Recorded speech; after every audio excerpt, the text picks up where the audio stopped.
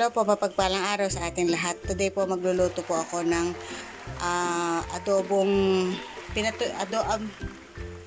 pinatuyong adobo. Kanina ko pa po pinag-iisipan kung ano itatitle ko dito. Pero ang kuwan po dito ay aadobohin nyo po, tapos patutuyuin nyo. Ito po yung gagamitin ko po. Akala nyo po atay ng manok, hindi po. Ito po yung, hindi ko alam kung anong part to ng bangus. Hindi ko po alam kung atay po ito ng bangus. Pero sa Pangasinan po kasi, bagis po ang tawag nila rito. Pero ito po, yung kanila po may halong bituka. Ito po ay part lang po ito sa bituka ng manok. Ayan. Aadobohin po natin. Patutuyuin po natin na adobo. At akin pong lulutuin sa mga sangkap na ito. Meron po tayong maraming bawang, maraming luya, pantanggal lansa, at ang maraming sibuyas. Gamit din po tayo ng paminta powder, laurel, and then konting magic sarap, ang toyo po, ang suka, at ang liquid seasoning. Mag-start na po tayo ngayon na maggisa. Dito po sa pinagpirituhan ko ng isda kanina, nagpirito po kasi ako ng isda. Sayang naman po, dito na rin po ako maggigisa. Ito po, mainit na yung ating kawali. Huwag po kayo magtataka ha kung bakit ganyan. Nagpirito lang po ako ng tilapia dyan. Ngayon, gisihin na po natin ang bawang, ang luya.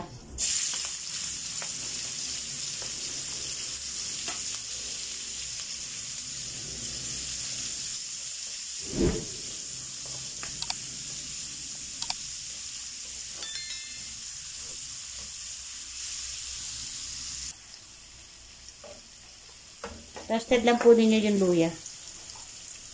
Lagay na po natin itong bawang. Toasted nyo rin po.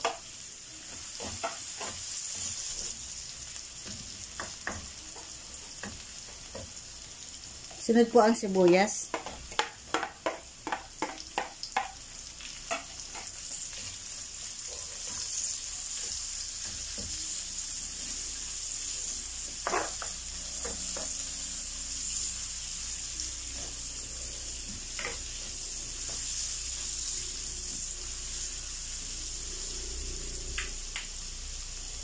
Paminta powder po.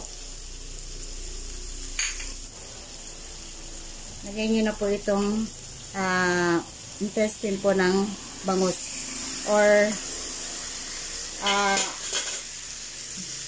atay ng bangus.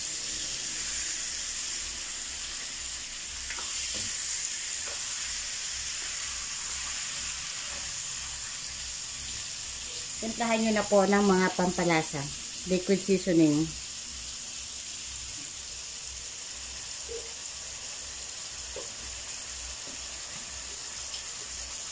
Toyo.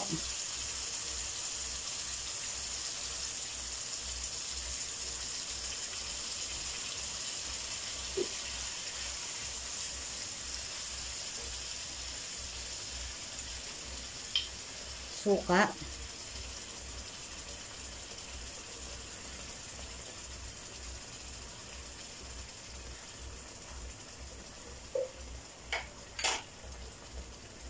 Laurel. Konti pong tak-tak ng magic sarap.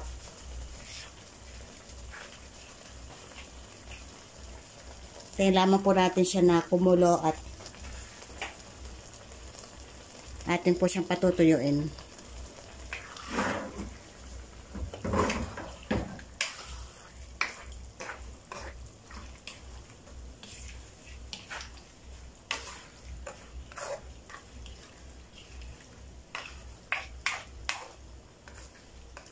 Mabibili po ito sa palengke, sa may bangusan.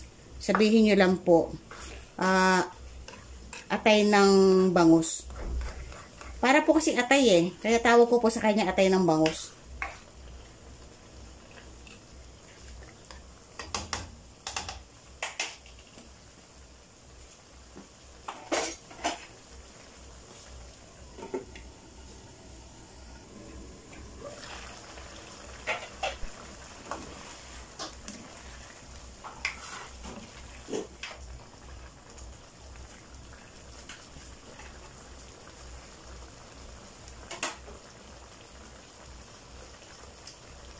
Sarap.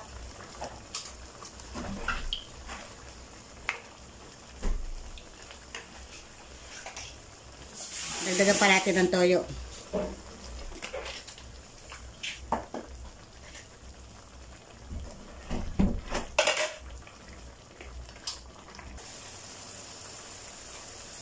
Maya't maya po, hinahalo-halo nyo po. Kasi maninikit po yan. Huwag po kayo magtataka kung bakit minsan mararamdaman nyo dito may konting pait. Kasi bituka nga po to ng manok. Ay, ng bangus. Kaya normal lang po na may konting pait yan. Kasi nakalagay po dyan yung katabi po yan, abdo nakadikit po yan. Maingat lang po nilang tinatanggal. Hayaan po natin siya manuyo.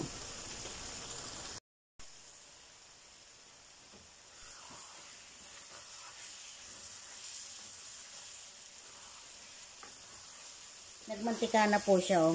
Ito na po yung tunay na katas ng atay ng bangus.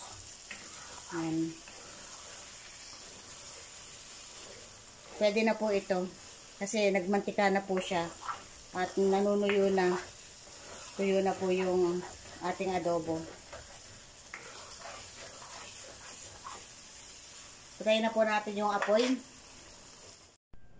Ito na po ang ating nagawang adobong pinatuyo ng atay ng bangus.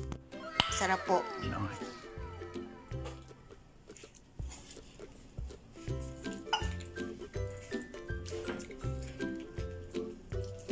Ngayon patikimin natin kay Kuya Nad Speak. Ay, Kuya Nad TV. Ito. Tikman mo. Yan po, pwede. Atay ng bangus. Anong tawag dito? Pinato yung adobo na atay ng bangus. Sarap po. Yung lansanya o medyo naas dahil dun sa luya. Kasi sa Pangasinan, ito po yung pinaka namin, yung inaano ng mga Ilocano doon. Minsan yung bituka pa nga eh. Kaya lang yung binuburo nila tapos inaano nila. Ako naman mas nasarapan ako dito sa atay. Kaya itong inaabangan ko sa... Meron niya sa palengke yung mga nagkakatay ng mga nagbabangus bangus, yung mga magbabangus doon ko binibili yan. Masarap siya. I-try nyo rin. So,